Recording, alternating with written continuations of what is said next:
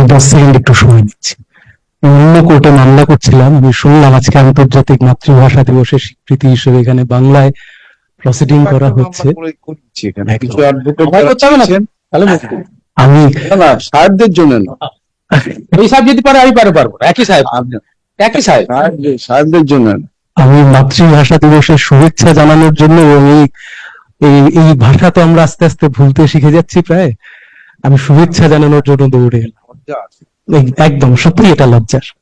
শুভেচ্ছা শুভেচ্ছা জানাই।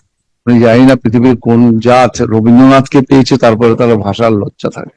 আর পৃথিবীর কোন জাতি নিজের ভাষার জন্য এমন আন্দোলন করেছে তাও জানা যায় না। আমি বলবো, আমি গত পরশু পড়ছিলাম রবীন্দ্রনাথের জাতীয়তাবাদ, বাবা, পড়ে দেখবে। নিশ্চয়ই। ন্যাশনালিটি প্রতিশব্দ কি জাতীয়?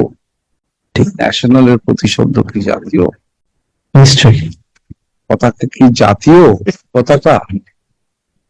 কবে লিখেছিলেন তিনি? পড়ে দেখবেন। নিশ্চয়ই নিশ্চয়ই জাতীয়তাবাদ। নিশ্চয়ই। শুভেচ্ছা আন্তর্জাতিক মাতৃভাষা দিবসের। Then come to